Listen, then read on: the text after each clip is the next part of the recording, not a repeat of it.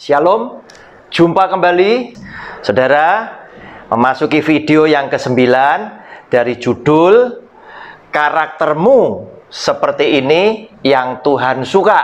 Hari ini kita akan mencermati judul kecilnya adalah Jangan Suka Berdusta, Hidup Harus Jujur. Saudara yang dikasihi oleh Tuhan, mari kita membaca ayat firman Tuhan yang hari ini saya ambil dari Amsal pasal yang ke-6 ayat 16 dan 17. Amsal pasal yang ke-6 ayat 16 dan 17 yang demikian bunyi firman-Nya. 6 perkara ini yang dibenci Tuhan, bahkan 7 perkara yang menjadi kekejian bagi hatinya. Mata sombong, lidah dusta, tangan yang menumpahkan darah orang yang tidak bersalah. Saudara, Tuhan tidak suka kita punya lidah yang suka berdusta. Tuhan senang kita hidup ini menjadi orang yang jujur. Saudara, jujur gampang kita katakan, tetapi dilakukan pada dasarnya begitu sulit.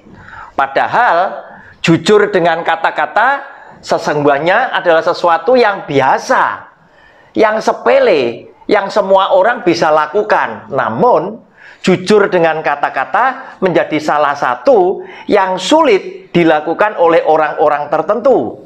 Oleh karena itu saudara, Tuhan senang jika saudara dan saya menjadi orang yang begitu jujur di dalam setiap kehidupan, baik jujur dalam kata-kata, jujur dalam pikiran, maupun jujur di dalam sikap.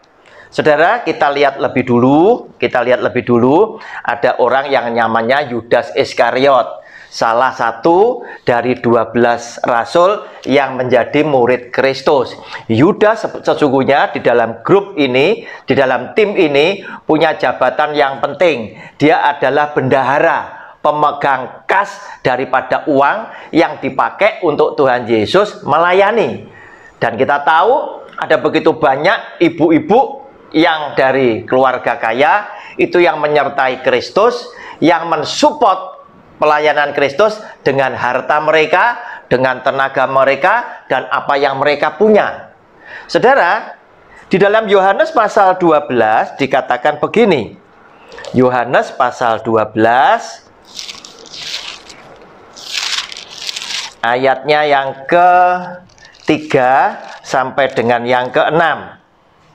Judul bacaannya yaitu Yesus diurapi di Betania. 6 hari sebelum Paskah, Yesus datang ke Betania, tempat tinggal Lazarus yang dibangkitkan Yesus dari antara orang mati. Di situ diadakan perjamuan untuk dia dan Marta melayani. Sedang salah seorang yang turut makan dengan Yesus adalah Lazarus. Maka Maria mengambil setengah kati minyak narwastu murni yang mahal harganya, lalu meminyaki kaki Yesus dan menyekanya dengan rambutnya, dan bau minyak semerbak di seluruh rumah itu. Saudara, lanjut ayat keempat. Tetapi Yudas Iskariot, seorang dari murid-murid Yesus yang akan segera menyerahkan dia, berkata, "Mengapa minyak narwastu ini tidak dijual 300 dinar dan uangnya diberikan kepada orang miskin?" Hal itu dikatakannya bukan karena ia memperhatikan nasib orang-orang miskin, melainkan karena ia adalah seorang pencuri. Ia sering mengambil uang yang disimpan dalam kas yang dipegangnya. Saudara, orang boleh berkata nampaknya baik, tetapi kembali kepada niat hatinya. Ketika Tuhan Yesus dijamu oleh Maria, Marta, dan Lazarus, dia makan bersama-sama dengan tamu yang lainnya. Maka di situ dikatakan Maria mengambil minyak narwastu yang begitu mahal, kemudian mengurapi kaki Tuhan Yesus dan menyekanya kaki Tuhan Yesus yang diurapi dengan minyak itu dengan rambutnya. Otomatis Bau yang begitu harum semerbak ini tadi memenuhi ruangan sehingga semuanya orang mencium bau yang harum tersebut. Saudara, Yudas Iskariot ada di situ. Yudas Iskariot tahu betapa mahalnya minyak yang dipakai untuk mengurapi Tuhan Yesus. Sehingga dia keluar kata-kata. Dia berkata di dalam ayat yang kelima, mengapa minyak narwastu ini tidak dijual 300 dinar dan uangnya diberikan kepada orang-orang miskin? Saudara, kata-kata Yudas kedengarannya adalah luar biasa, menunjukkan bahwa Yudas adalah orang yang begitu peduli kepada orang-orang miskin, sehingga dia harus berkata seperti itu, seakan-akan Yudas adalah seorang pemerhati kepada orang-orang miskin yang hidupnya selalu menghadapi meja yang kosong. Saudara, namun apa yang dikatakan di dalam ayat Alkitab ini tadi, peristiwa ini terjadi sebelum atau mendekati Yudas menyerahkan Tuhan Yesus untuk ditangkap demi 30 keping uang perak. Sehingga firman Tuhan ini juga memberikan petunjuk buat kita bahwa hal itu dikatakannya bukan karena ia memperhatikan nasib orang-orang miskin, melainkan karena ia adalah seorang pencuri. Ia sering mengambil uang yang disimpan dalam kas yang dia pegang. Saudara, hati-hati. Ada begitu banyak orang seringkali berkata-kata tidak sesuai dengan isi hatinya. Demikian pula halnya dengan Yudas Iskariot ini tadi. Oleh karena itu, karakter yang Yesus Kristus Tuhan suka ada pada diri saudara dan saya adalah ketika Anda hidup dengan kejujuran. Baik dengan pikiran, baik dengan kata-kata, maupun terlebih dengan sikap. Sehingga orang Jawa berkata, tulus lahir dan batin. Apa yang diucapkan dengan apa yang ada di dalam hati dan pikiran, itu adalah sesuatu yang sama, pasti akan memberikan dampak. Tindakannya pun juga sama dengan apa yang dia sudah katakan. Saudara, Yudas akhirnya memang berkhianat. Apa yang dia katakan seakan-akan mengasihi dan lain sebagainya, semuanya omong kosong.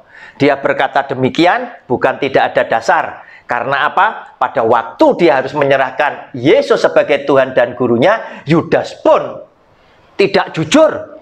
Dia datang menyapa Yesus sebagai Tuhan dan gurunya, kemudian dia membawa orang-orang yang bakal menangkap dia dengan pelukan, dengan ciuman.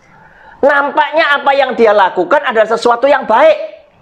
Nampaknya apa yang dia lakukan adalah mencerminkan kasih yang luar biasa. Tetapi dia sudah beritahu kepada yang bakal menangkap, siapa yang nanti tak cium, itulah orangnya yang engkau harus tangkap. Sehingga ayat Alkitab berkata, Tuhan Yesus, dengan ciuman engkau menyerahkan aku. Saudara, bagaimana orang yang sebetulnya jujur? Jujur ini berani mengakui segala apa yang ada di dalam dirinya.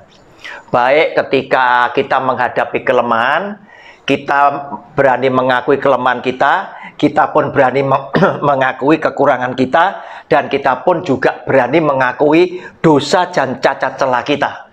Saudara, kejujuran akan memberikan dampak yang positif, yaitu belas kasihan Tuhan akan turun kepada saudara dan saya yang dengan jujur berkata kepada dia. Saudara, kita lihat sekarang ada di dalam Yohanes pasal yang kelima satu peristiwa ketika Tuhan Yesus melintasi kolam Bethesda. Di situ ada orang yang sudah sakit selama 38 tahun, dia lumpuh. Kita baca Yohanes pasal 5 ayat 5 sampai dengan ayat yang ke-9. Demikian bunyi firman-Nya. Di situ ada seorang yang sudah 38 tahun lamanya sakit. Ketika Yesus melihat orang itu berbaring di situ, dan karena ia tahu bahwa ia telah lama dalam keadaan itu, berkatalah ia kepadanya, "Maukah engkau sembuh?" Jawab orang sakit itu kepadanya, "Tuhan, tidak ada orang yang menurunkan aku ke dalam kolam itu apabila airnya mulai goncang. Dan sementara aku menuju ke kolam itu, orang lain sudah turun mendahului aku."